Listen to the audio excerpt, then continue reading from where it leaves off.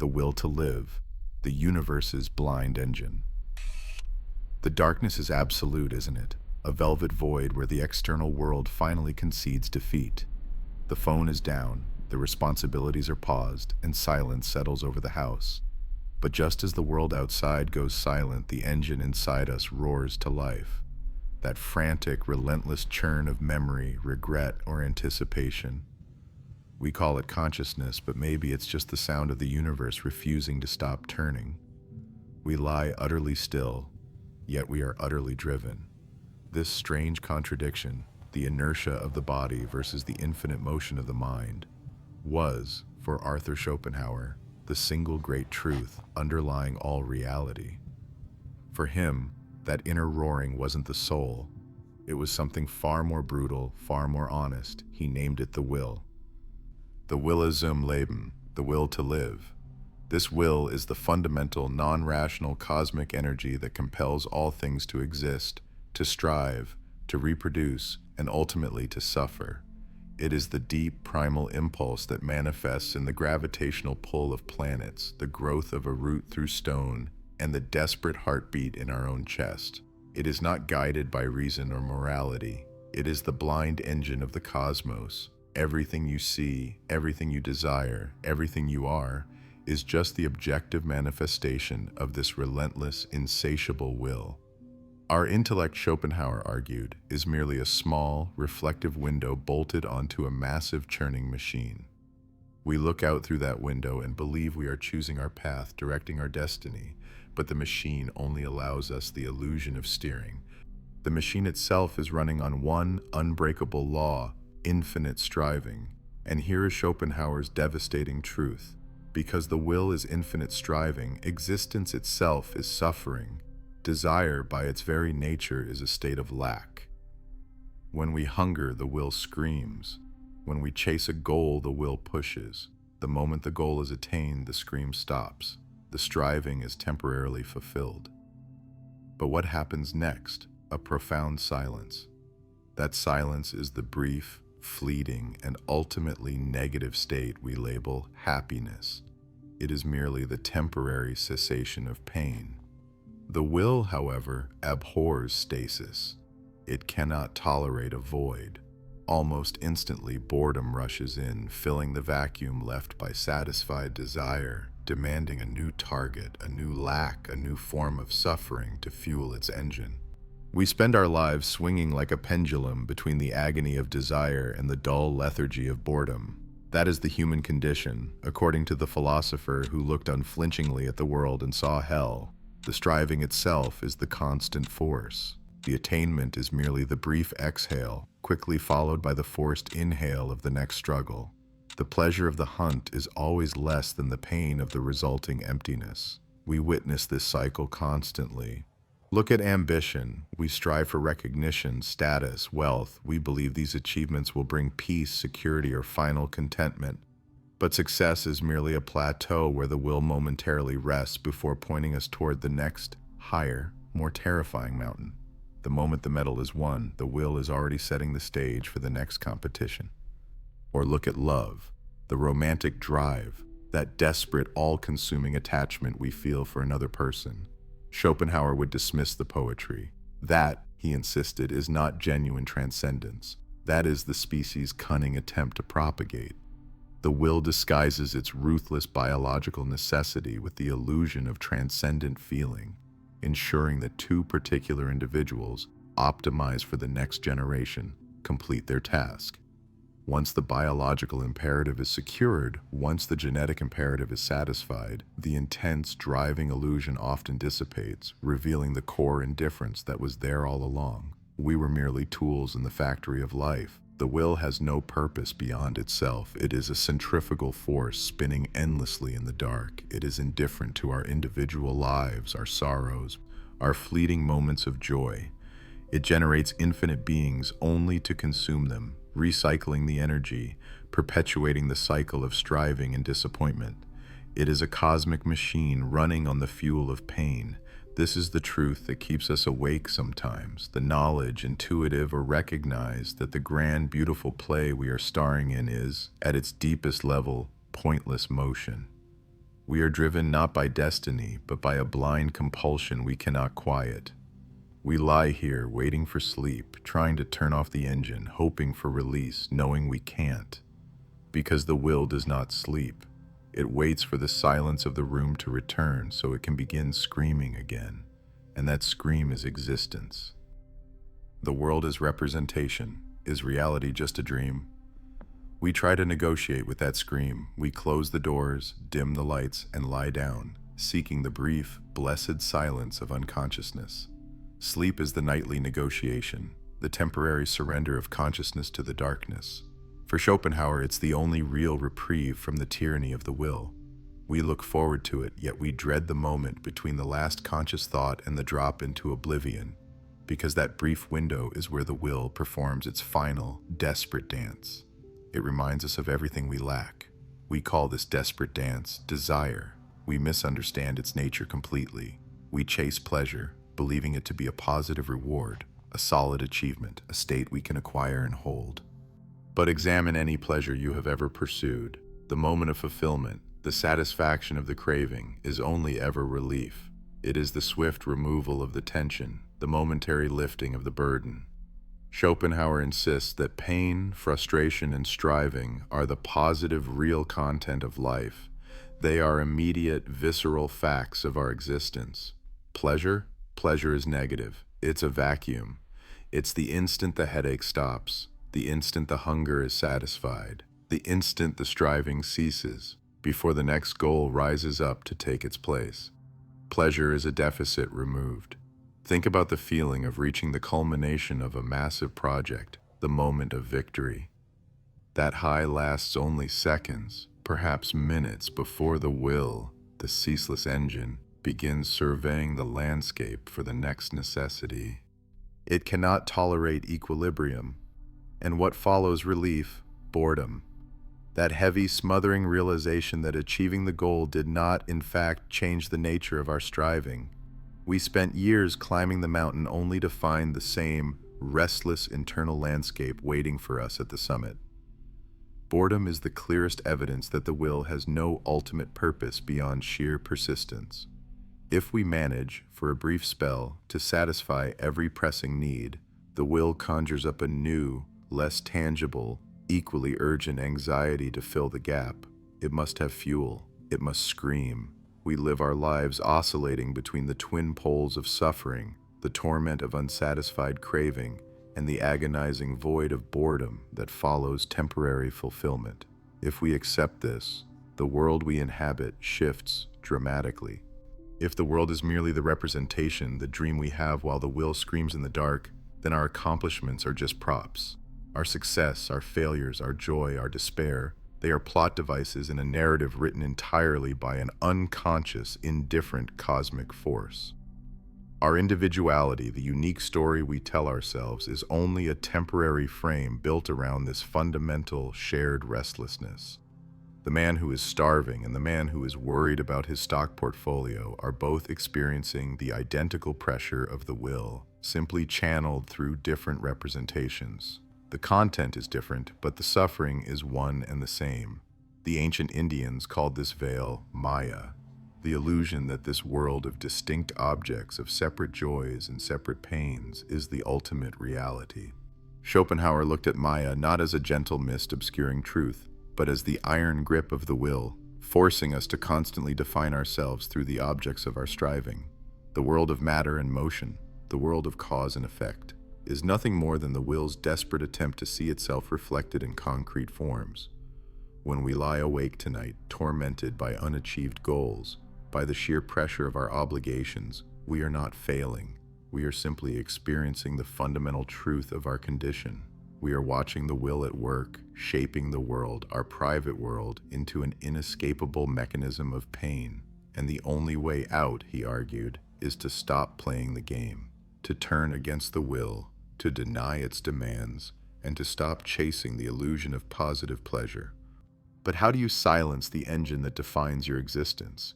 How do you deny the very thing that makes you feel alive? That is the question that keeps us awake, staring into the dark. Suffering as the essence of life.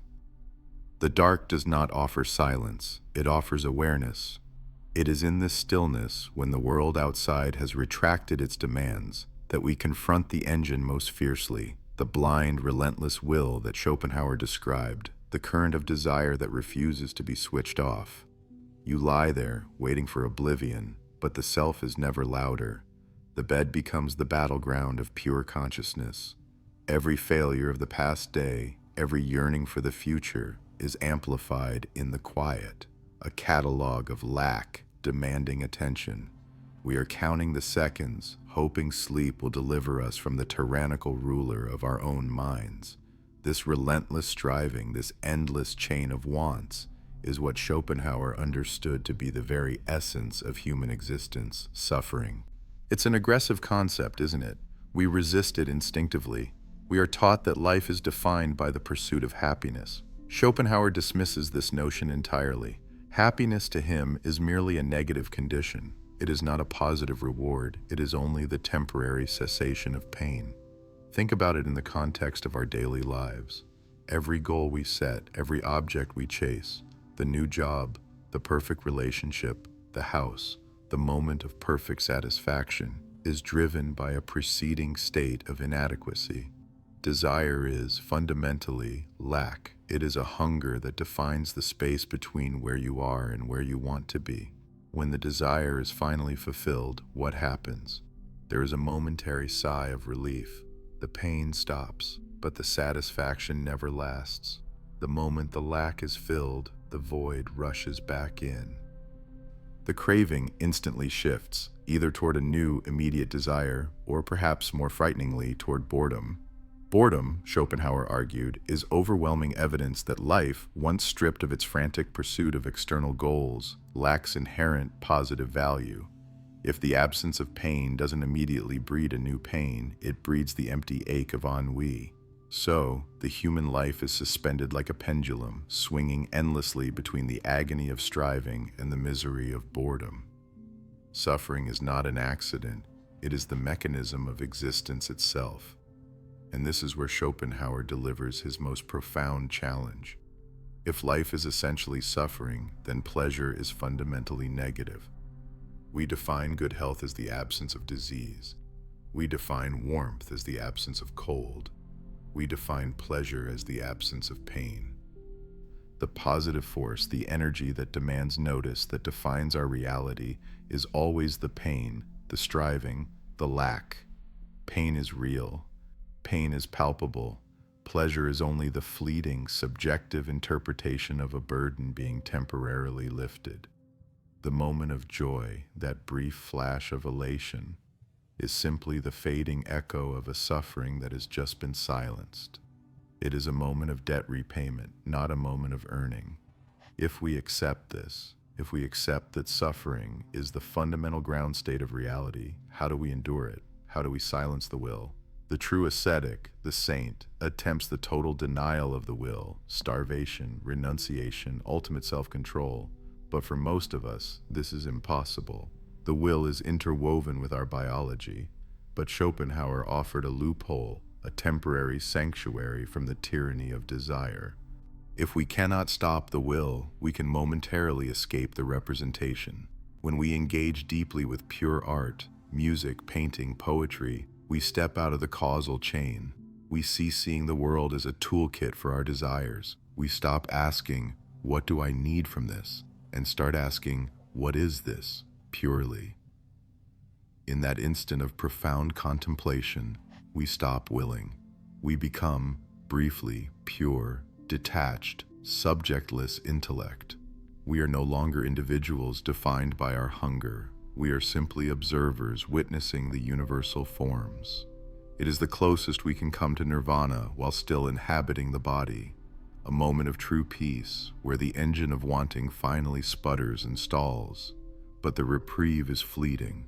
The body shifts, the bladder calls, the mind whispers the first chore of the morning. We are dragged back. The will asserts itself, demanding that we return to the struggle.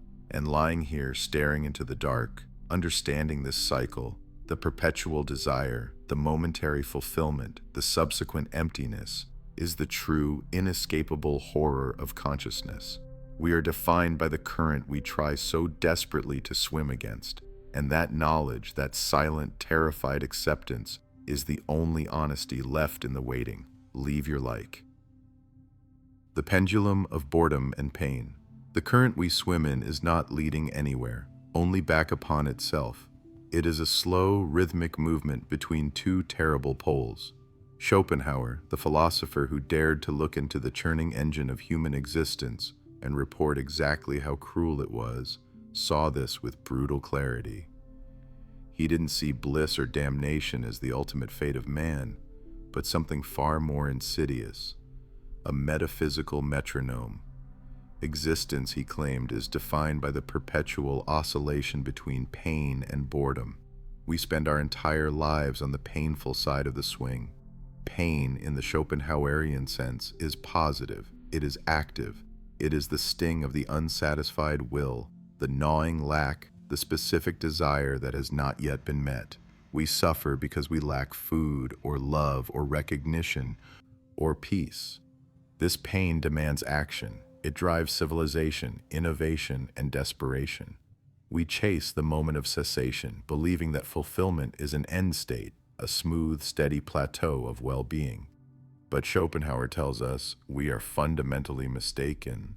Pleasure is purely negative. It is nothing more than the temporary absence of pain. Watch what happens when the desire is finally fulfilled. The struggle ends, the sting vanishes, the hunter is home, the debt is paid, the craving is satiated.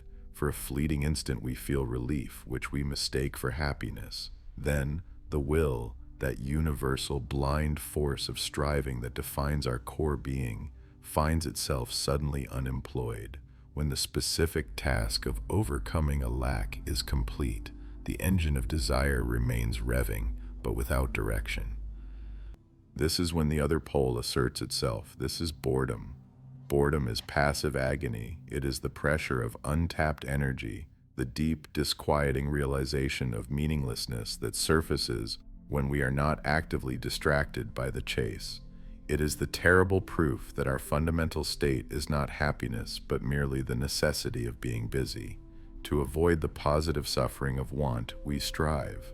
But if we succeed in the striving, we fall instantly into the negative suffering of boredom. So we must immediately invent a new want, a new target, a new project, just to keep the will from turning inwards upon itself and consuming us with existential dread. We are caught in the tragic necessity of the pendulum. We swing from the urgent, focused pain of having something to achieve to the diffuse, terrifying pain of having nothing left to achieve until we generate a new need. And the brief, precious instant of transition, the flicker of relief between the two swings, is the entirety of what we call human joy. This mechanism becomes acutely unbearable when we are forced into stillness, when the distractions are removed, like in the dead of night, waiting for sleep. We are physically immobilized, barred from solving a painful lack or generating a novel distraction. The mind is left exposed to the bare function of the will. If we are tired enough, the will shuts down, and we pass into the merciful negation of unconsciousness. But if we are awake, trapped in that silent room, we are forced to observe the metronome tick. We realize we are alive only to suffer, or to wait for the next suffering to begin. This is why we cannot stand idleness. Boredom is not just restlessness, it is the raw, unscreened revelation that all our striving is pointless motion, not movement toward a final harbor. The pendulum will always swing back. And the deepest, most difficult hidden truth of existence is accepting that we are happiest when we are merely fleeing one form of suffering, in the knowledge that our flight is mandatory and forever unsuccessful. We are defined by the oscillation, and the silence of the waiting room merely amplifies the terrible rhythm of the machine. The Hedgehog's Dilemma, the tragedy of human proximity. The waiting room is the moment fatigue wins. We have run so hard from the emptiness, chasing the fleeting fulfillment, that we are finally forced to sit down. This is the moment the terrible rhythm of the machine slows, becoming a dull, grinding hum in the back of the skull. It is the moment the profound, inescapable truth slides back under the door. All human endeavor, All the running and striving is simply an attempt to push away the immediate, crushing weight of boredom. Arthur Schopenhauer understood that happiness is only ever a negative state, the brief cessation of pain. Our primary engine, the will, is pain because it signifies lack. We desire something we do not possess. When we satisfy that want, the pain of that particular lack evaporates. But the satisfaction itself is instantaneous, immediately replaced either by a new, more urgent pain or by the slow, suffocating horror of ennui. The moment the suffering stops, the new suffering of meaninglessness begins. This means we are never truly moving toward pleasure. We are only running from suffering. It is a pendulum swing that cannot be stopped, only observed.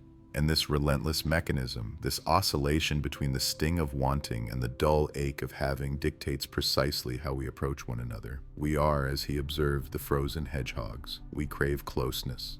We need the thermal warmth of another life to survive the long, cold night of individual consciousness. We approach, driven by an inherent desire to melt the frost of solitude. But the moment we get close enough, the moment our proximity generates real warmth, the quills come out, the quills of expectation, the quills of judgment, the quills of mutual incompatibility, the inevitable pain of seeing the other person for the flawed, temporary vessel they are. The pain of union inevitably proves sharper than the pain of isolation. So we retreat. We find that exact moderate distance where the cold is bearable, where the shivering is constant but the stabbing pain is avoided. This distance, this careful, calibrated space is what we call civility, or friendship, or sometimes tragically, love. It is functional. It works in the mathematical sense.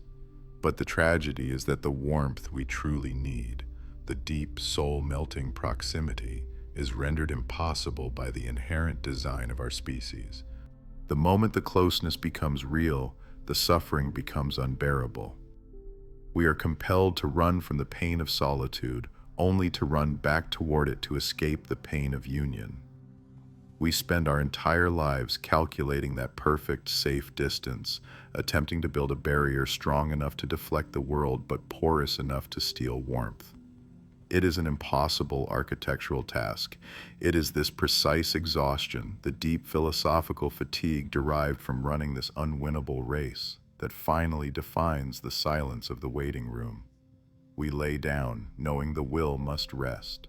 We surrender to the temporary cessation of consciousness, not as a reward for our efforts, but as a mandatory, momentary truce with suffering. Sleep, for Schopenhauer, is the closest we get to true release, a brief, blessed negation of the relentless, demanding self. And in that moment of closing our eyes, the quiet horror settles. The only true, unconditional pleasure is the absolute absence of desire itself. And that is a state we can only maintain while we are unconscious or when we are finally permanently gone. We crave the release we cannot survive to appreciate. We crave the silence, knowing the machine will inevitably start again. Art as escape and pure contemplation. The machine does start again, and the pain is not in the work we must do, but in the relentless wanting that drives us to do it. That wanting is the basic condition of existence, the will, the terrible, blind, irrational force that Schopenhauer argued was the core reality of the universe. We are merely the complex, desperate manifestation of a universal engine that perpetually needs something it doesn't have. And because it needs something it doesn't have, it suffers. If we achieve a desire, relief is instant, but so terribly fleeting.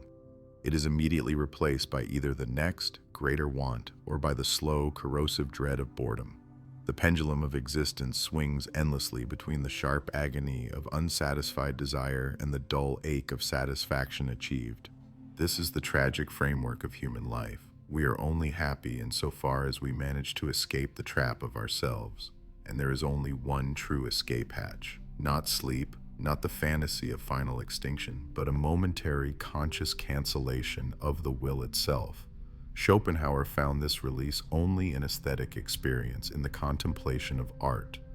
When we truly engage with an artwork, whether we are beholding a perfect sculpture, hearing a precise musical chord, or standing before a painting that captures an eternal truth, the mechanics of our personal suffering momentarily seize up. We stop being the person who is hungry, who is worried about tomorrow, who is planning the next transaction.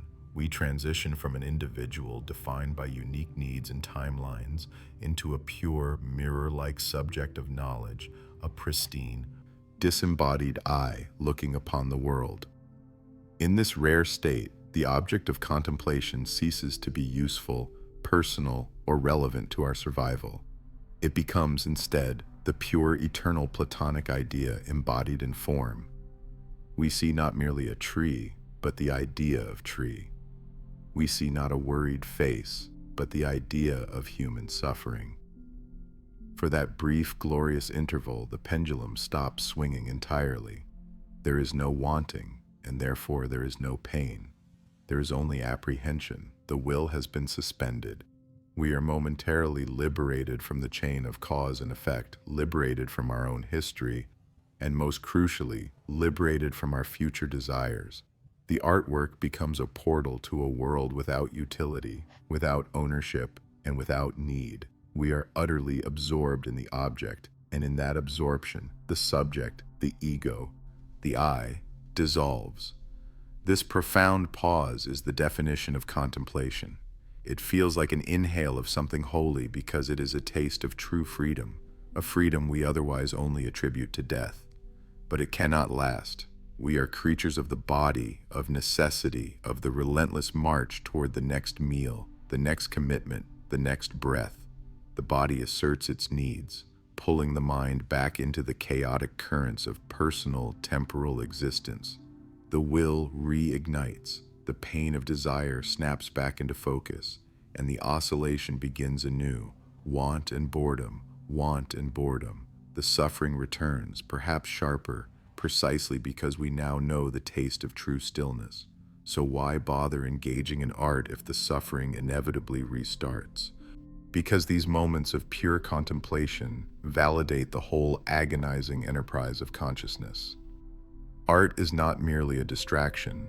It is the only reliable way we have of temporarily transcending the will while still alive. These moments are demonstrations of our highest potential, where we are truly free, seeing the world not as a battlefield for survival, but as a structure of beauty and truth. We seek out the masterpiece, the perfect composition, the profound image, because it grants us a temporary taste of what it means to be wholly unbound, fully present, and mercifully silent, a small death perfectly curated before the inevitable clamorous awakening. We pause the machine not to rest, but to prove that the machine is not all that we are. We want to know that the silence we crave is real, even if we cannot survive to sustain it. Music as the universal language of the will. We are not waiting for the silence of the grave, but the temporary truce of the pillow. We lie suspended in the brutal geometry of desire, in that narrow, quiet window before oblivion claims us for a few hours. This is the moment when the residual pain of the day, the small, unfulfilled longings, the missed connections, the sting of being less than we imagined, rises to the surface, demanding payment. This state is the existential engine room Schopenhauer described, where the basic, terrible truth of the will is laid bare. Life is not a quest for happiness, but a desperate, ceaseless attempt to manage pain. Desire, by its very nature, is defined by lack. If we have it, we no longer desire it. Therefore, desire is suffering. When desire is fulfilled, the suffering merely ceases, replaced not by joy, but by the yawning emptiness of boredom. The recognition that the will, restless and immortal, must immediately choose a new target to pursue, thus restarting the loop of pain. Joy, then, is purely negative. It is the brief, precious absence of affliction. And so, we oscillate relentlessly between the agony of striving and the misery of having nothing left to strive for. We are not designed to be content. We are designed to move. But if the will is this churning, blind, cosmic force, this ultimate thing in itself beneath all phenomena, how can we possibly perceive it directly? We cannot. Our intellect, trapped in the world of space, time, and causality, can only grasp representations, ideas, concepts. Language is the net we cast upon the physical world. But the will resides in the sea beneath the surface, too vast and formless to be caught by nouns and verbs. It is here, at the limit of our intellect, that we turn toward the irrational, we turn to sound, we turn to music. Music, Schopenhauer argued, is fundamentally different from every other art. Poetry attempts to translate the will through the concept. Sculpture attempts to represent the will through the idea. Music does not represent anything about the world, it represents the will itself. It is the raw engine of cosmic striving rendered audible. The composer, channeling this universal language, expresses the feelings, the emotions, the movements of the inner self. Without ever offering a concrete object for them to attach to, it is feeling unburdened by necessity. It is the blueprint of desire, divorced from the mechanism of satisfaction. Think of the structure of the orchestra. The low, heavy notes of the bass represent the lowest grades of the will's objectification, the fundamental forces of nature, the massive architecture of the planet, the raw impulse to exist. This is the bedrock. Upon this foundation rises the harmony, the sustained chords, which symbolize the collective life of mankind, the struggles, the hopes, the necessary interactions. And soaring above it all is the melody, the individual. The melody is the personal history of a single will, its triumphs and failures, its detours and ultimate returns. It narrates the relentless, subjective pursuit of happiness that is doomed never to arrive. When the melody shifts from major to minor, we hear the recognition of pain. When it resolves, we feel the temporary relief of fulfilled expectation. But the music must keep moving. The melody cannot stop, or the tension ceases, and with it, the meaning. The whole composition is an auditory map of the human condition, a beautiful catastrophe unfolding in time. This is the hidden truth we recognize when we listen. We are not merely enjoying pleasant sounds, we are hearing the articulation of our own soul's deepest machinery. We are hearing the immediate, terrible language of the will that governs us, a will that creates all the joy we chase and ensures all the pain we cannot evade. We listen to music because it proves we are not alone in our striving. It validates the emotional architecture of our own longing, and when the final note fades, we are left once more in the silence, waiting, contemplating the infinite possibilities of the next wave of desire to crash upon the shore of our consciousness. The melody is ended, but the will, like a sleeping giant, merely pauses, ready to orchestrate the next movement, and we close our eyes, hoping that the temporary cessation of consciousness will resemble the perfect, impossible resolution of a final, magnificent chord. The ethics of compassion, recognizing oneself in the other. The cessation, however, doesn't come easily. The curtain drops, yes, but the orchestra inside keeps playing. We lie in the darkness, a still stage where the mind refuses the final cue. This is the hour when the great pessimists make the most sense. When we strip away the frantic theater of the day, when the noise fades and the immediate distractions are withdrawn, what remains is the simple, terrible truth that Schopenhauer laid bare: will, pure, blind, incessant striving. He argues that the fundamental chaotic drive of existence, this cosmic ceaseless will, manifests in us as desire. And desire by its very nature is suffering. It is the inherent lack, the perpetual movement towards something we do not yet possess. We exist only in the tension between what is and what we demand to be. When that desire is frustrated, we feel the acute, sharp pain of disappointment, the agony of longing. This is the default setting of consciousness, but here is the exquisite, inescapable trap. When desire is finally satisfied, when the object is attained, the suffering does not end. It simply morphs. The tension dissipates, replaced almost instantly by a yawning void. The suffering of longing is traded for the suffering of satiation, a crushing emptiness that Schopenhauer called the ultimate metaphysical punishment, boredom.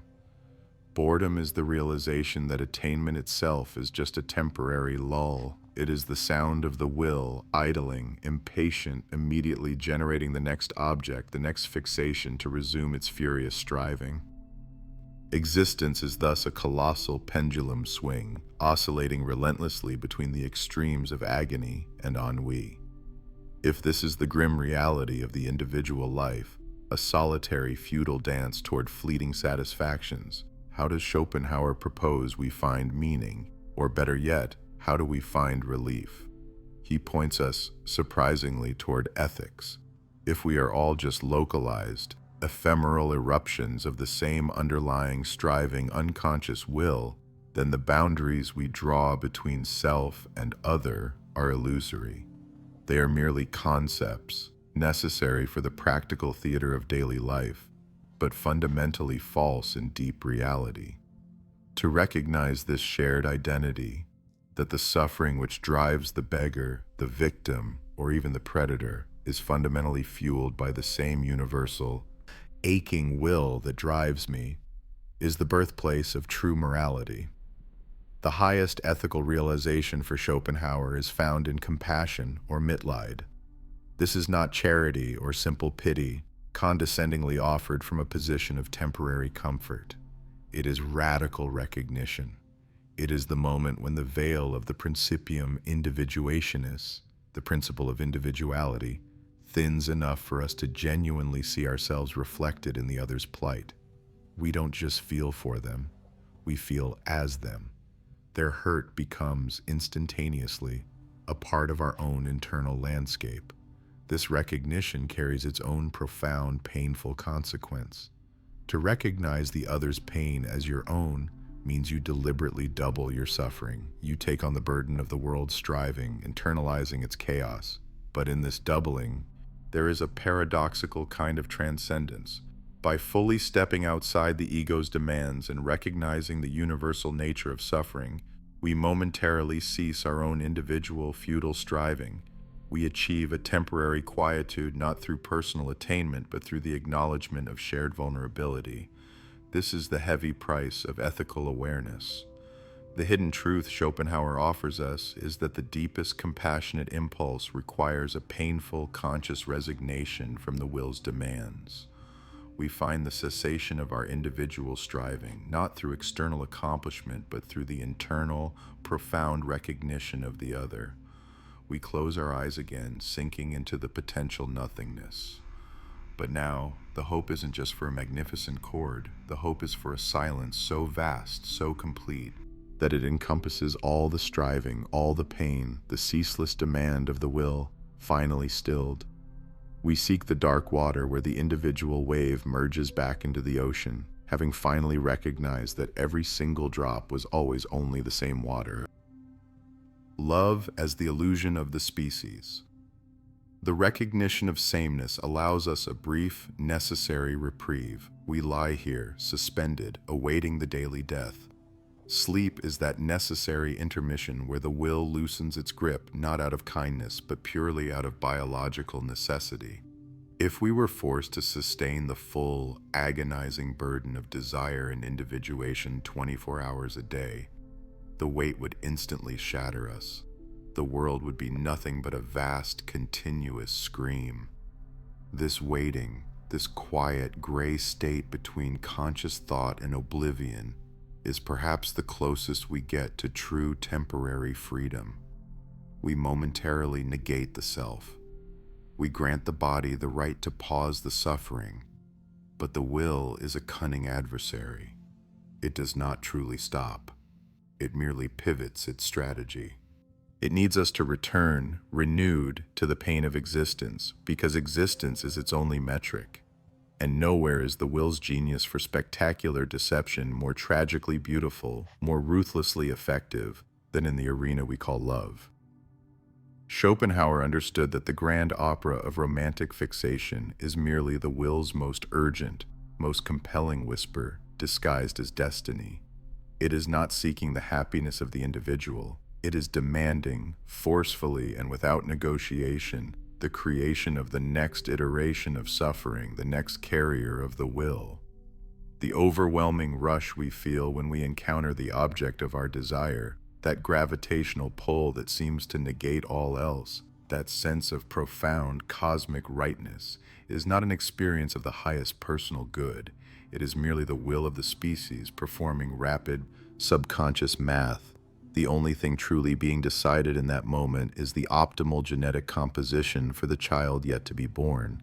The will does not care about you, the subjective entity. It cares only about the future.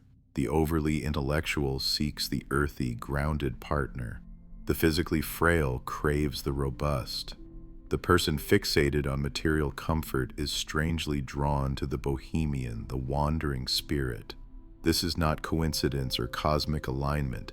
This is the will attempting to correct the genetic flaws of the parents, attempting to create a stable foundation for the species to continue its endless tormented cycle. Your profound, irreplaceable connection, your belief that you have found your singular soulmate, is simply the bait on the trap. You are a tool, a biological instrument playing a predetermined note in the symphony of continuation. And once the deed is done, once conception is achieved or the immediate biological imperative is exhausted, what happens? The illusion, having served its purpose, begins its slow, inevitable dissolution. The intensity fades. The destiny you felt so acutely 6 weeks ago curdles into quiet irritation or mutual boredom. This is why the great passions so often terminate in mutual dissatisfaction and bewilderment. The individual believes the ultimate purpose of the union was personal fulfillment. The will knows the purpose was merely reproduction. Once the will has what it needs, it withdraws the anesthetic. We are left looking at the stranger beside us, wondering where the magic went. The magic was never ours to keep. It belonged entirely to the species. And the species is relentless. So we wait, suspended in this temporary relief, knowing that when we wake, the great engine of desire will crank back up. We will feel the sharp, hungry edge of existence again. We will pursue the illusions the will lays out before us, perhaps even the grandest illusion of love, believing that this time the craving will be quenched, that this time the wave will find solid ground upon the shore. But for now, the quiet holds, the breath slows, the individual consciousness, that brief, bright spark of pain, begins to dim. We sink into the comforting darkness, into the temporary negation, where the relentless, demanding will finally takes its hands off the throttle. Genius versus talent, the window to the truth. And so, we wait for the blissful oblivion, the only true truce in the constant war of existence. Because to be awake is to suffer. It is to be caught in the unrelenting tension between desire and fulfillment. The moment one craving is satisfied, a craving for love, for wealth, for success, 100 new desires rush in to fill the vacuum. This, Schopenhauer tells us, is the fundamental mechanism of the universe. The will compels us to strive, and striving is, by its very nature, painful. Pleasure is merely the brief cessation of pain, the silence between the gunshots. We chase the ephemeral high of acquisition, confusing the end of the chase with genuine happiness. But think about it. Is the pleasure of eating truly an independent good, or is it simply the rapid, temporary resolution of hunger? Is the pleasure of fame the actual goal, or is it the silencing of the deep, gnawing need for validation and recognition? The moment the need is met, the will, ever restless, immediately fabricates a new lack, a new deficit that demands rectification. And so we are hurled back onto the treadmill of want. It is why the happiest people are often those who expect the least, those who have quieted the furious demands of their own inner tyrant. If the world is the manifestation of this blind, surging will, a cosmic drive without ultimate purpose, then life is nothing more than a constant oscillation between want and boredom, the pendulum swinging relentlessly between the agony of seeking and the ennui of having found.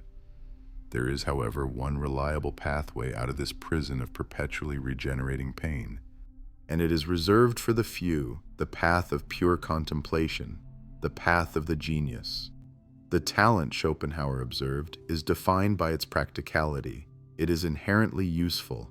It addresses the immediate needs of the will. A talented builder erects a better house. A talented businessman generates more profit.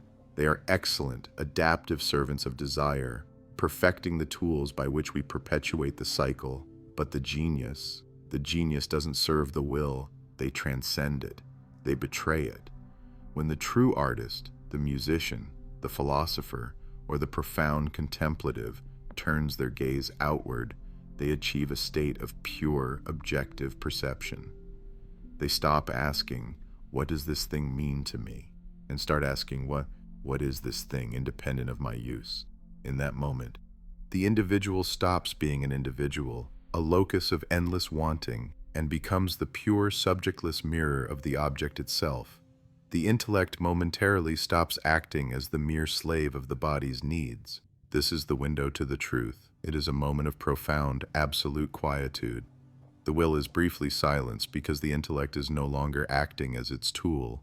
The world is seen not as cause and effect phenomena designed to satisfy us, but as idea. We perceive the universal, the Platonic form, behind the frantic, chaotic veil of individual striving. This aesthetic pleasure is the only kind Schopenhauer grants a positive value. It is true bliss, because it is bliss free of necessity. It has no corresponding pain waiting to rush in once the moment passes. But there is a terrible, isolating cost. The genius who sees this truth, the relentless, pointless suffering driven by the will, cannot easily go back to the game. They are perpetually out of step with the common man, who remains blissfully, practically deluded by the prospect of future satisfaction. The genius perceives the ultimate vanity of all human endeavor. They have, in a sense, seen behind the curtain and found nothing but the infinite machine, grinding on in darkness. And so, while the genius finds temporary negation through contemplation, the rest of us must wait for the physical reset. We lie here, suspended between the demanding tyranny of the day and the sweet, dark relief of unconsciousness. We wait for the temporary death. We wait for the moment where the striving is paused, where the pain of desire is momentarily extinguished, and we cease, for a few hours, to be agents of the agonizing will. It is the greatest pleasure we can reliably count on, the knowledge that soon we will need nothing at all. Subscribe. Intelligible character, can you change who you are? The rising sun or the alarm clock is the siren call back to necessity, but the necessities that greet us upon waking are not generic human needs. They are our needs.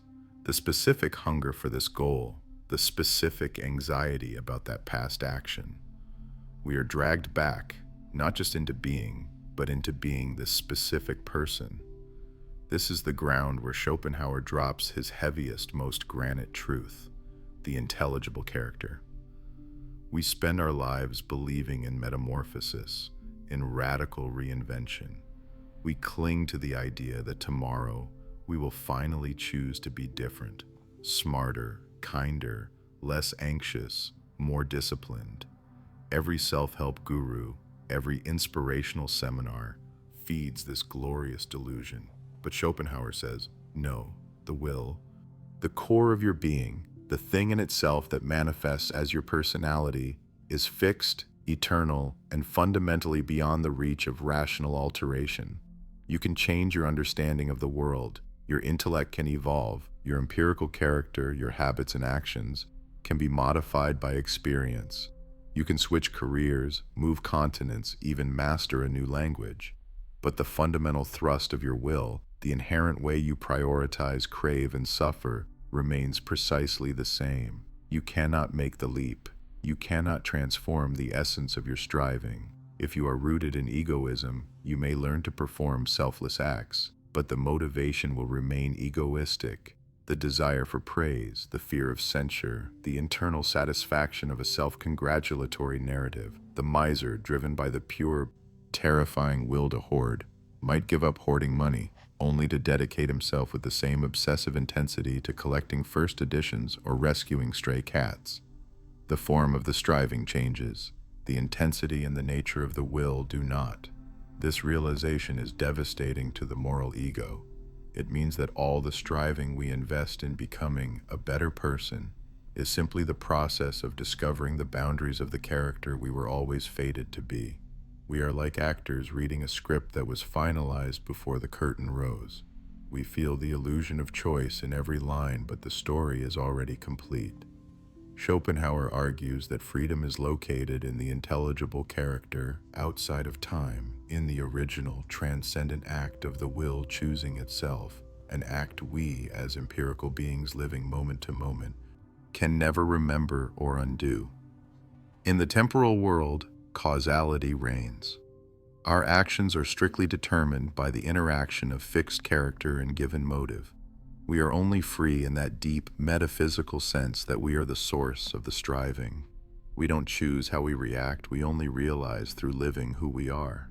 This sheds light on that terrible, paralyzing feeling when we fail to meet our own standards. We commit an act we despise, a petty jealousy, a moment of deep cowardice, and we are haunted, not just by the action, but by the shattering realization, this is who I am. That shock is the empirical self catching a glimpse of the eternal, immutable character beneath. You cannot escape your nature. You can only learn to manage its manifestations. So where is the comfort in the system of determined suffering? It lies in the cessation of war against the self. Once we internalize this truth, we stop wasting energy trying to alter the foundation. We accept the inherent weight of our own deficiencies, the inescapable texture of our own desires. We learn the limits of our influence, and we stop trying to be a person whom the universe never intended us to be. This acceptance is the final, hidden pleasure, the profound relief of abandoning the endless, agonizing project of self-creation. The only true freedom remaining is philosophical, the choice to recognize the necessity of the will that drives us. We are not fluid paintings changing with every brushstroke. We are sculptures already carved, waiting only for the sun to illuminate the fixed contours we must endure. And tonight, we wait for the welcome darkness, where, for a few hours, the statue forgets its form. The denial of the will, the ascetic path. We wait for the reprieve, this nightly armistice declared between our conscious mind and the ceaseless, churning engine we call the will. Sleep is a beautiful, mandatory surrender. It is the one daily reminder that our grand striving is temporary and that, fundamentally, the most profound pleasure is simply the cessation of pain, the brief period where we are no longer required to want. But oblivion is always short-lived. The sun returns, the body stirs, and the will, that blind, ferocious cosmic energy which constitutes the essence of all things, drags us back into the merciless glare of representation. We are yanked back onto the treadmill of existence, forced once more to confront the profound truth Schopenhauer laid bare, that life is not a state of being, but a continuous debt. We spend our waking hours attempting to pay off this debt with the currency of desire. We believe that possession, acquisition, or connection will bring us to a fixed point of satisfaction, but we are perpetually deceived, because desire, Schopenhauer tells us, is pain. It is an ache, a lack, a void. When we fulfill a desire, the pain stops, but only for a moment. That momentary relief is what we mislabel as happiness. The moment the old desire is satisfied, the will does not rest. It is eternally restless, the infinite fire under the cauldron of the world. It merely refocuses, immediately spawning a new lack, a new itch, a new purpose. And if by some miracle, the will has run out of short-term demands, and the immediate world offers nothing novel to strive for, what is the result? Not peace, not joy. The result is the absolute horror of boredom.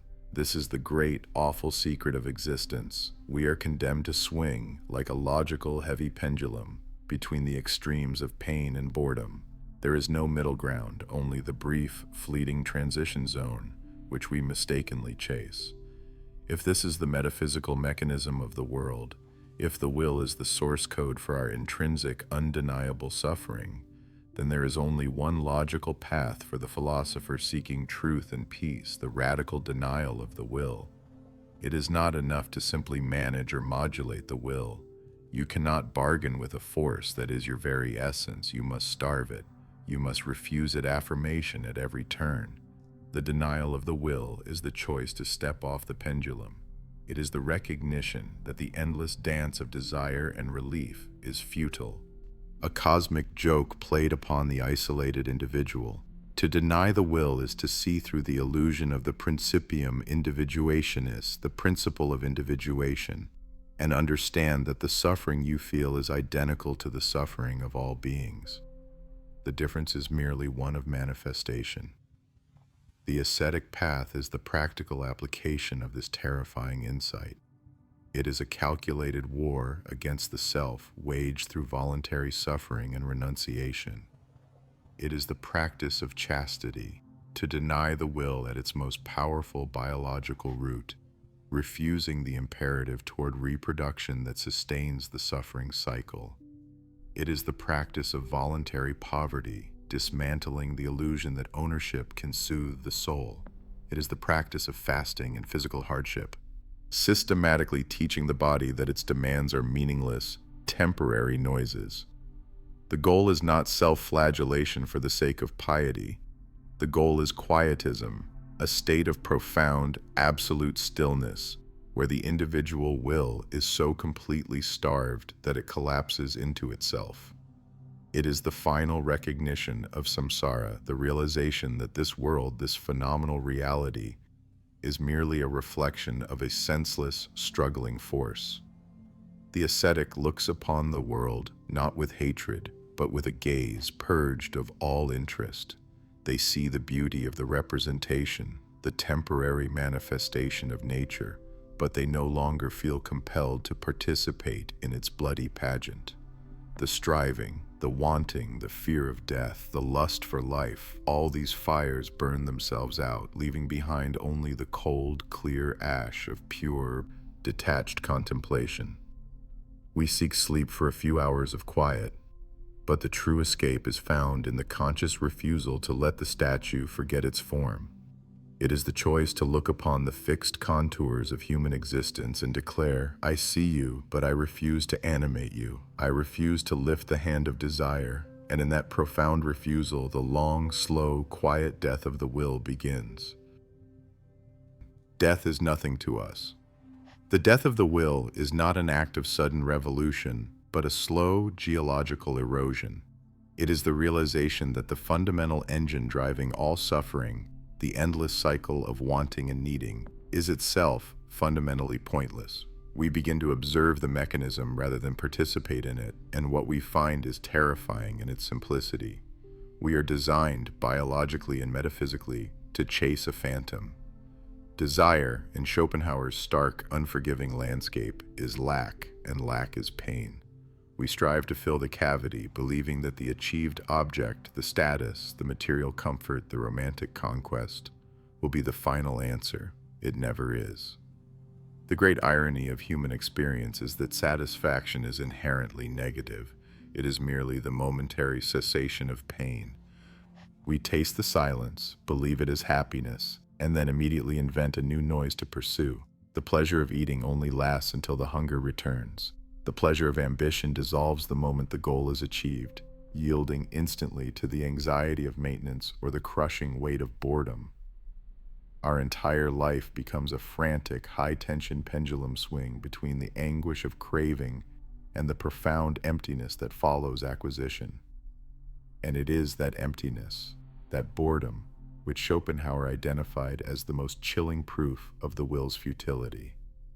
When the will has nothing to chase, it turns on itself, demonstrating that the sheer fact of existence, divorced from striving, is itself unbearable. Yet there is a way out, a temporary, glorious escape that offers a glimpse of the absolute peace residing beyond the will's iron grip.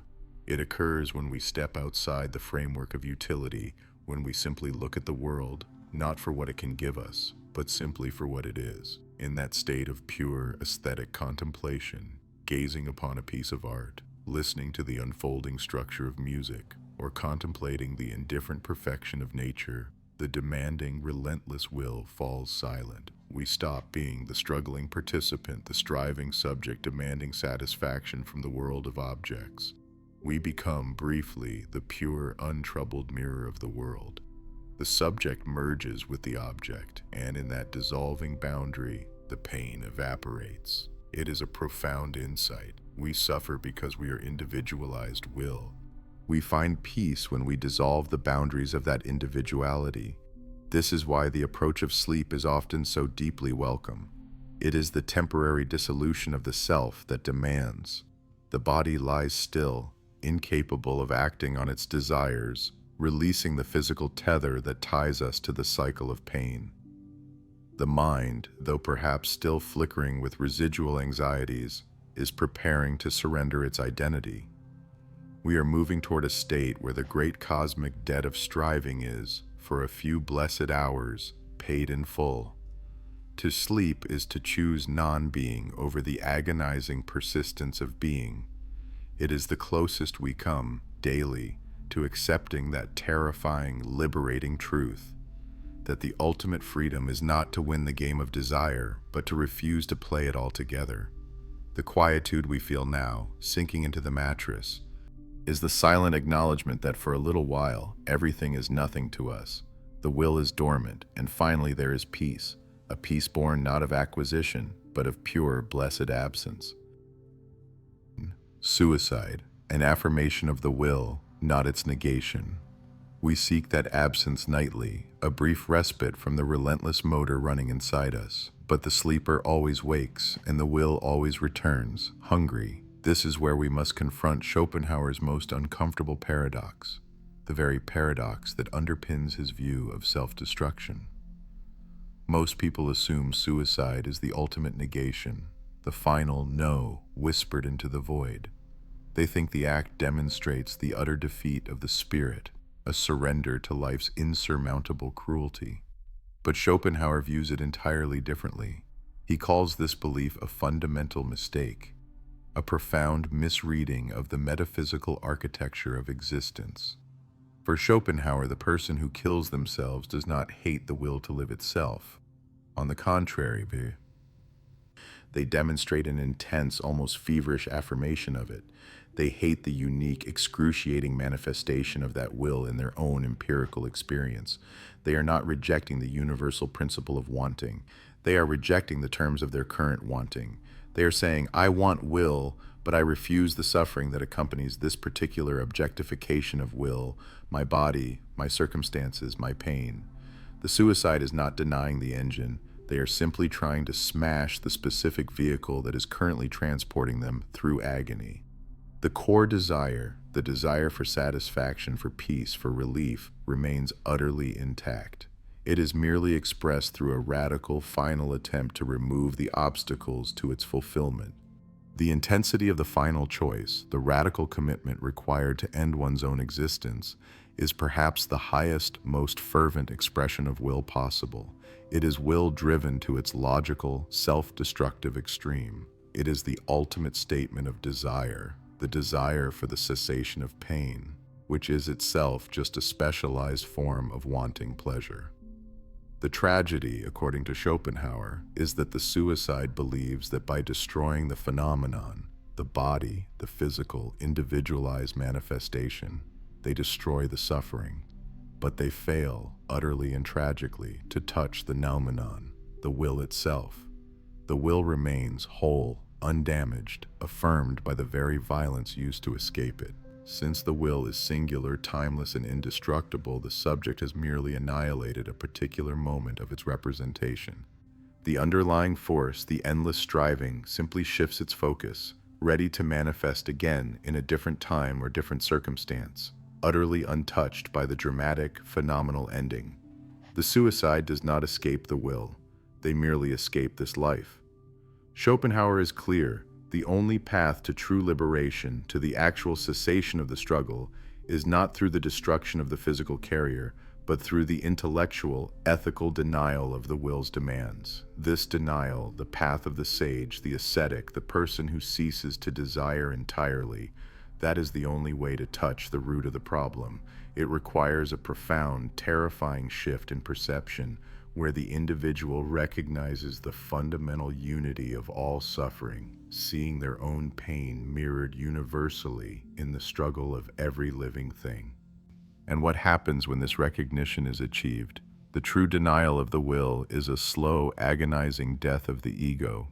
It means gazing into the void that lies beyond desire, beyond comfort, beyond even basic preservation. This is the truth that Schopenhauer carried, that the more clearly you see the world as will and representation, the more keenly the horror of its mechanics is impressed upon your soul. The burden of insight, the price of understanding, is perpetual suffering, a suffering that only begins to abate when the will itself, through conscious effort, begins to starve. The genius is the one who sees the hunger, the cruelty, the ceaseless, painful churning of the cosmos laid bare. They suffer not because they desire badly, but because they have finally seen the awful truth of why they desire at all. That realization, in Schopenhauer's mind, is the most demanding, the most excruciating, and the only truly meaningful form of affirmation, not of life, but of profound, terrible truth. The affirmation of having seen the shadow of the will and having chosen to slowly, intellectually turn away. Eternal justice, the world's hidden balance. We turn away, but the shadow remains. It remains because we are the shadow. Our bodies, our hungry minds, they are the manifestation of that fundamental engine of endless striving. Schopenhauer understood that the natural, inescapable state of existence is not happiness, but pain. Happiness, that glittering ideal we endlessly chase, is merely the brief, vanishing illusion created by the immediate satisfaction of a pressing need.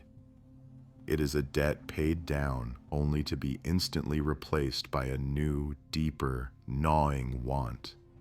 The moment desire is satisfied, the true nature of the will reasserts itself.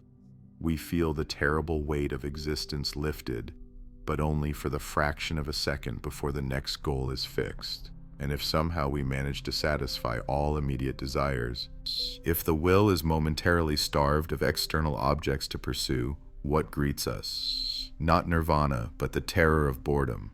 Boredom is the vast, flat landscape that stretches out when the peaks of striving have been conquered. It is the existential proof that the will cares nothing for your comfort, only your continuous perpetuation. We are condemned to oscillate violently and miserably between the acute torture of desire and the chilling lethargy of profound boredom. The fundamental ethical question for the Schopenhauerian person is not how to achieve happiness, which is impossible, but how to minimize suffering. We seek refuge. We find it sometimes in the sublime suspension offered by art.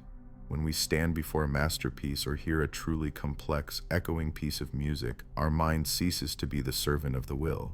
We are lifted, momentarily, into a pure realm of contemplation, where the object observed is everything and the self, the aching bundle of desire, is nothing. We are spectators of the ideas, rather than participants in the painful machinery of life. But this reprieve is fleeting. We always fall back down into the messy, demanding chaos of selfhood. If this is the rule, if desire ensures pain and satisfaction leads only to emptiness, where is the justice in a world governed by such a blind, powerful will? The answer is found in the hidden balance. Justice is not dispensed by an external judge. It is inherent in the structure of reality. The universe balances itself not through reward, but through universal, structural pain. The tyrant suffers the same crushing anxiety, the same existential terror, the same inevitable decay as the beggar he oppresses. The wealthy man's desire for more status, more power, or more fleeting pleasure causes him as much pain, though perhaps refined intellectual pain, as the starving man's desire for bread. Existence itself is the sentence, and the punishment is distributed universally. We all bear the weight of the will equally, even if the forms our suffering takes are distinct. That is the only eternal justice this world offers, the inescapable shared misery of striving. The deepest philosophical wisdom, therefore, is not about fighting the will, that is a combat we cannot win, but about resignation. It is about quietly learning to want less, to expect nothing, and to celebrate the occasional, unearned moments of pure contemplation. And as the day's striving finally draws to a close, as we lie here waiting for the temporary cessation of consciousness, we practice that resignation. We wait for sleep. Sleep is the small nightly suicide, the brief necessary surrender where the intellect finally lets go of the reins. It is the greatest confirmation that conscious, goal-driven life is fundamentally something we need constant, profound relief from. It is the ultimate critique of existence. In that quiet surrender, in that temporary death, we find the closest thing to peace this painful existence allows. The silence before the dream, the stillness before the will reawakens us for another cycle of hunger, effort, and inevitable pain. We rest, knowing the balance holds. We rest because we must. On noise, the torment of the restless mind. But the necessity of rest only highlights the existential cruelty of its denial. If sleep is the temporary burial of the will, then noise is the unholy gravedigger, scraping dirt from the coffin lid just as we drift into the necessary oblivion. Arthur Schopenhauer, the philosopher who mapped the contours of human suffering better than any man before or since, found in noise, especially the clatter of life's vulgar and arbitrary sounds, the ultimate intellectual torment. He understood that the power of thought depends absolutely on concentration, and concentration depends on an inviolable silence. To the highly sensitive mind, noise is not merely an inconvenience. It is a physical assault on the most refined instrument of human experience. It is the raw, unthinking aggression of the external world manifesting as vibration, smashing against the fragile walls of our inner sanctuary, reminding us that we are never truly safe, even within the confines of our own skulls. This torment aligns perfectly with his hidden truth about desire. We are driven by the will to live, a ceaseless, irrational hunger. This hunger, this desire, is pain. We strive to satisfy it, believing satisfaction to be happiness. But satisfaction is merely negative. It is the cessation of pain. The hunger is gone, yes, but the cessation instantly gives way to boredom or ennui, which is itself another form of suffering, another subtle pain, forcing us to invent new desires, new struggles. Life, then, is a ceaseless, torturous oscillation, from the pain of want to the pain of having, from the pain of effort to the pain of stagnation. Schopenhauer teaches us that true happiness, the absolute positive kind, is a philosophical chimera, a bait and switch engineered by the will to keep us running. The only genuine reprieve is a negative state, the profound peace that arrives when the will is momentarily suspended, when the ache of desire simply vanishes. This realization becomes piercingly clear in the dark hours when we wait for sleep to claim us. The internal noise, the relentless grinding of anticipation, regret, and planning, is already exhausting. But when that internal torment is met by the blunt force of external sound, the neighbor's loud conversation, the distant siren, the traffic drone, the mind rebels entirely. And it is in this struggle to find the temporary negative peace that we confront the full weight of the will's tyranny. Every clank and shout reinforces the knowledge that this cycle of striving and dissatisfaction is inescapable. We lie there fully exposed to the world, denied the one brief moment of reprieve necessary to make the next day's striving possible. We become exquisitely aware that we are tethered to the great churning mechanism of existence, and that mechanism cares nothing for our brief, intellectual yearnings for stillness. When the will operates unchallenged, it ensures that every achievement is perishable and every pleasure is brief, while every effort is mandatory and every pain is deep. We search for satisfaction where none can fundamentally be found, mistaking the short gap between suffering as actual joy. The quiet, then, is the most sacred of all achievements. It is the temporary triumph over the will. And the noise is the cosmic laughter echoing the futility of our escape attempt. It is the universe reminding us that the pain is still mandatory. It's always mandatory. Solitude is the destiny of elevated spirits. And we keep rotating on that wheel, don't we? The wheel of Ixion, eternally reaching for the thing we believe will silence the hum.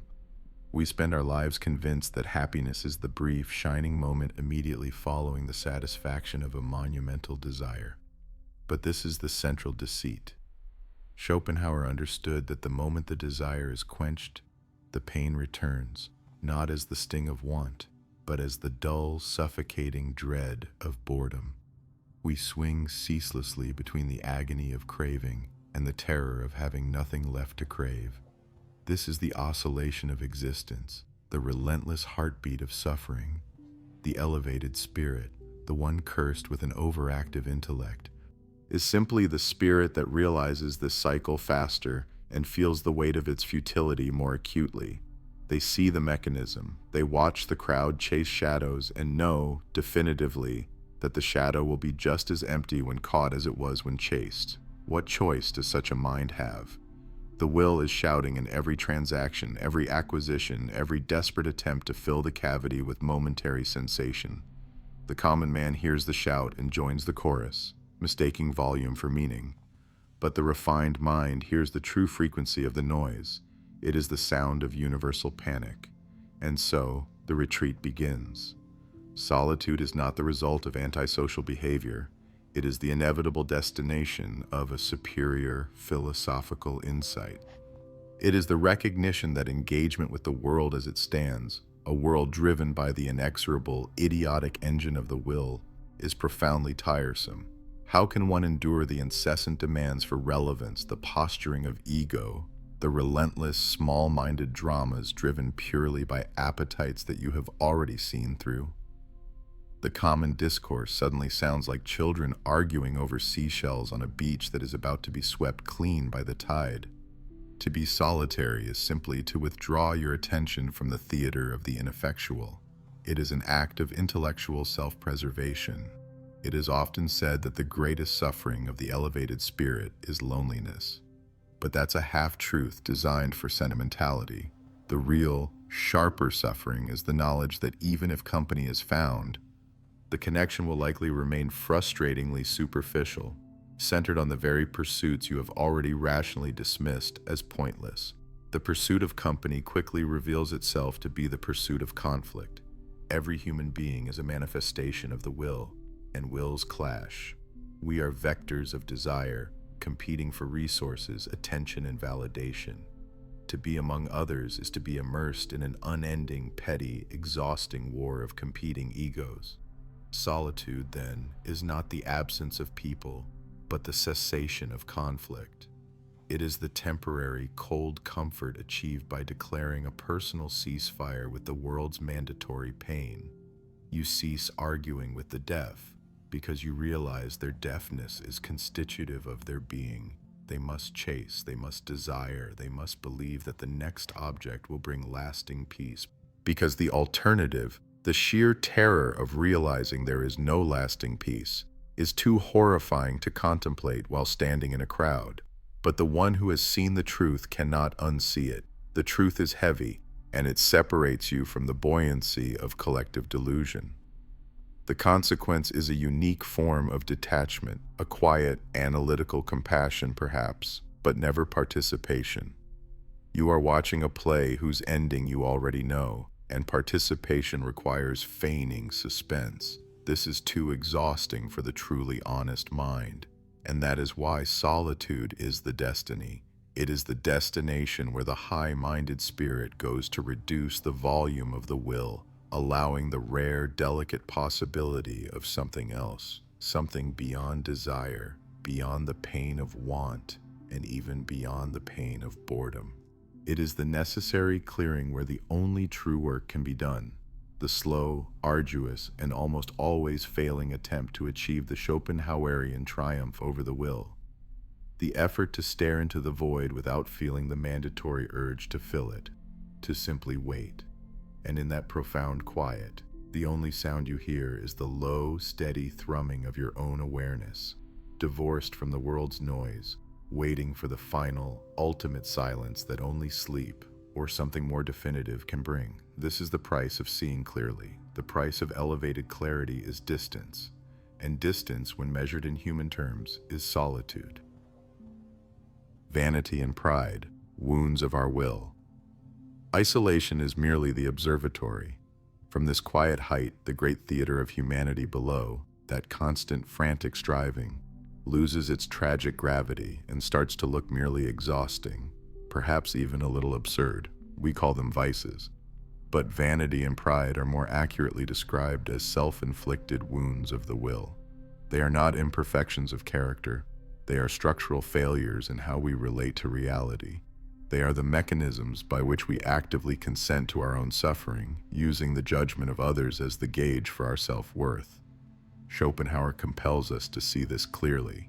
Vanity needs the mirror of the external world. It is the desperate affirmation that I matter, derived not from internal certainty, but from the echoed applause of others. This is the great betrayal of selfhood. It means we have surrendered our inner life to the management of public opinion. Tying our peace to the inherently unstable currency of reputation, we become ghosts, forever haunted by the fear that if the audience leaves, we disappear too. The man of vanity is the man who fears silence, because silence allows him no feedback, no confirmation. He must fill the void of self with the noise of recognition. He must be seen doing, achieving, possessing. But the tragedy is that the moment the recognition is secured, the will is already looking for the next higher plateau.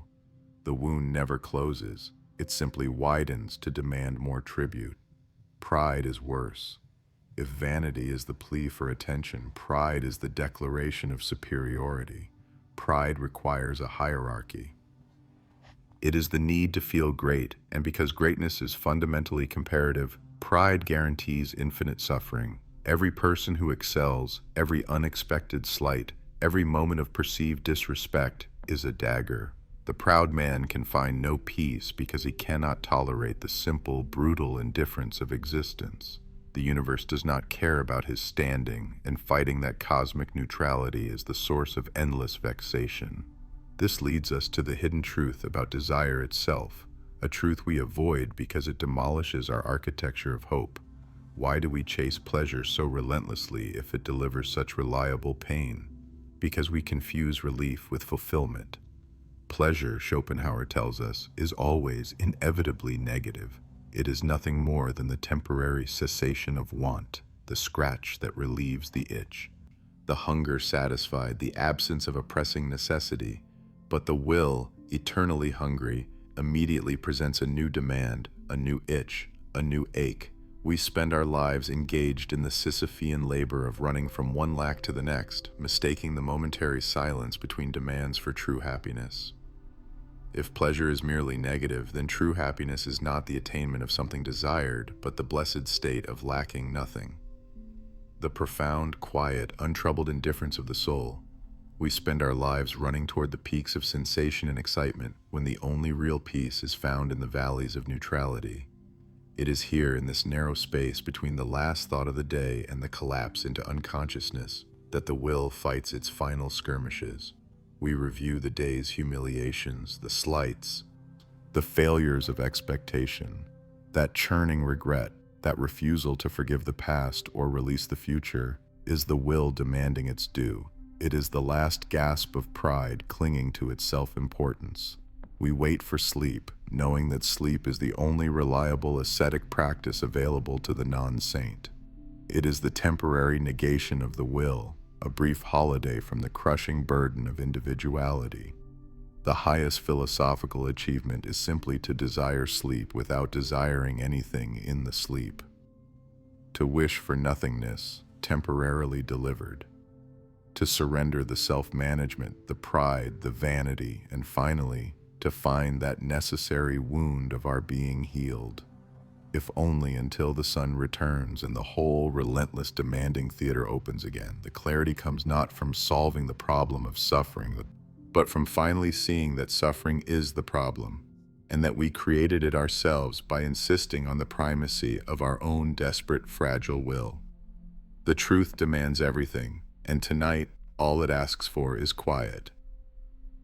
Instinct and reason, servants of the same force. But quiet is terrifying. Quiet means the noise of the world recedes, and the terrible, relentless hum of self takes its place. It's in that space, suspended between the last conscious thought and the heavy descent into sleep, that the sheer, ruthless momentum of existence makes itself known. We commonly speak of my will, a rational, purposeful intention, unique to us. But Schopenhauer forces us to see that this individual will is merely a shadow cast by a far more fundamental, colossal engine. It is the will, a dark, non-rational, ceaseless striving, a metaphysical force that operates not with goals, but with eternal, hungry momentum. It doesn't care about our individual happiness. It only cares about its own frantic self-affirmation. We are simply the specialized biological expression of this single, chaotic, terrifying drive. This universal will, striving blindly toward continuation, requires tools to navigate the complexity of the world it has created. It fashioned two great servants, instinct and reason. We mistakenly view them as rivals, locked in some eternal philosophical struggle, the animal nature versus the higher mind. But they are teammates, specialized mechanisms built for the same primary employer. Instinct is the brutal efficiency engineer, operating below the threshold of thought, ensuring immediate physical survival, securing resources, and demanding reproduction. It is swift, elegant, and entirely non-negotiable. Reason, however, is the master propagandist. It convinces itself it is the sovereign ruler of the human mind, the beacon of civilization, the source of our ethics and our art. It compiles data, constructs elaborate systems of morality, and drafts comprehensive 5-year plans. But look closely. Every reasoned argument, every logical conclusion ultimately bends its trajectory to serve the base, non-rational cravings of the will. Reason is not the author of our desires. It is merely the sophisticated scribe writing the justification for them. It is the complex mechanism we use to figure out how to get what the deep, mute will already blindly demands. Instinct and reason are not opposing forces. They are specialized navigators, both serving the exact same ceaseless engine. This structure, the will demanding, reason justifying, is the source of our continuous agony. Desire is the essential manifestation of the will, and desire is inherently suffering. It is a fundamental lack, a perpetual thirst that introduces tension into the system the moment it is formulated. We chase pleasure, believing it to be the ultimate positive good. But observe the nature of pleasure. It is not an affirmative, enduring state. It is always, always merely the cessation of a pain, the temporary relief from a lack. The thirst is quenched, the want is filled, the tension is released. And in that brief moment of relief, the state we call happiness is born. But the will must strive. The moment that lack is filled, boredom sets in, and the will, incapable of rest, immediately formulates a new, desperate lack. We are trapped, swinging endlessly on a pendulum between the agony of desire and the dull lethargy of boredom.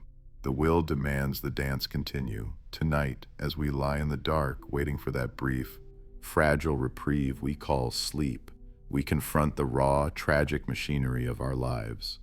The truth is that we are bound in the service of a blind, striving force that uses our magnificent intelligence only to perpetuate its own frantic existence. The only genuine freedom, the only true pleasure that lasts beyond the next moment is found in those moments when we manage to temporarily silence that force. It is a silence that is terrifying precisely because it feels like a cessation of self. But perhaps that temporary quietude, that brief, dreamless moment before the morning alarm sounds, is the only real kindness we are ever offered. Pessimism as strength, the courage to face the truth. If oblivion is the only kindness, then consciousness is the high price we pay for existence. It is the curse of waking, because the moment we resurface from that brief, dreamless void, the engine of the will starts roaring again. It is not an engine we control, it controls us.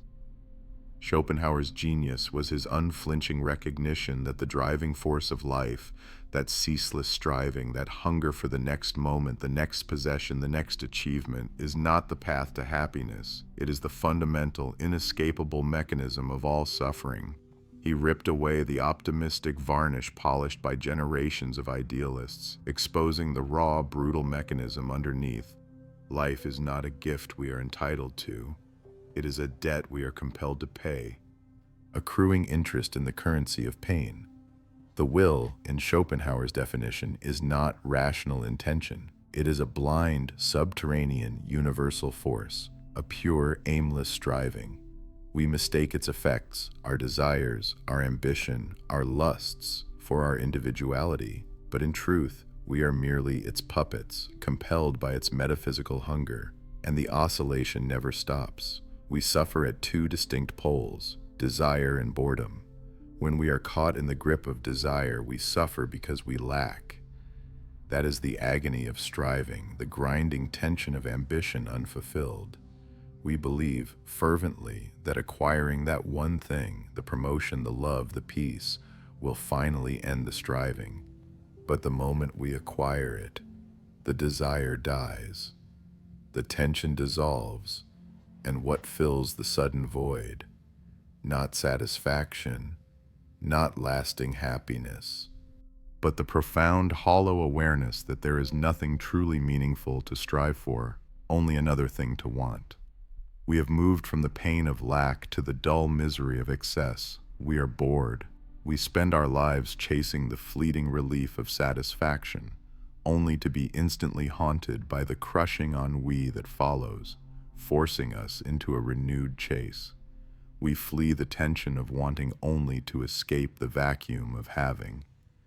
This is the inescapable, brutal dance of the human condition, perpetual dissatisfaction. If that is the reality, why bother facing it? Why not simply cling to the comforting illusions of optimistic striving? Because embracing pessimism is not a surrender, it is a profound act of courage. The optimist, trapped in the cycle of illusion, promises happiness if you just try harder or believe differently. This lie sets them up for continuous failure, followed by continuous self-reproach. When they inevitably fail to find lasting bliss, they blame themselves, or fate, or the world, descending into bitter resentment. The Schopenhauerian pessimist, by contrast, walks into the arena knowing the nature of the game. Striving is suffering. Therefore, to be human is to suffer. This knowledge transforms the internal landscape. It liberates us from the tyranny of unreasonable expectation. When pain arrives, it is not a cosmic injustice. It is simply the predictable mechanism of the world at work. We cease fighting the unavoidable and begin to focus on what we can control, our relationship to the unavoidable. The courage to face the truth is the courage to admit that the engine of the will is running on empty, always demanding fuel it can never find. This clarity grants us a kind of peace that satisfaction could never offer, the peace of resignation. If happiness is impossible, then the goal shifts. It is no longer about acquisition, it is about reprieve. And how does Schopenhauer suggest we achieve that momentary reprieve? Through understanding and through art. In moments of genuine aesthetic contemplation, when we look at a painting, listen to a symphony, or simply observe a sunset, we step outside the chain of cause and effect. We temporarily stop viewing the world through the lens of desire. We stop asking, "What can this do for me?" and simply appreciate the form, the essence, the idea, purely for itself. In that fleeting instant of aesthetic judgment, the will is silenced, the striving stops. We achieve a state of detached, non-craving pleasure. It is a temporary victory over the metaphysical hunger that drives us, a beautiful, necessary suspension of reality's cruelty. The pessimist possesses the strength to see the inherent flaws in the design, and in doing so, finds the only true, honest exit from the madness. They trade the desperate scream of existence for a sober, quiet nod of acceptance. And in that silent acceptance, there is undeniable power. Comment.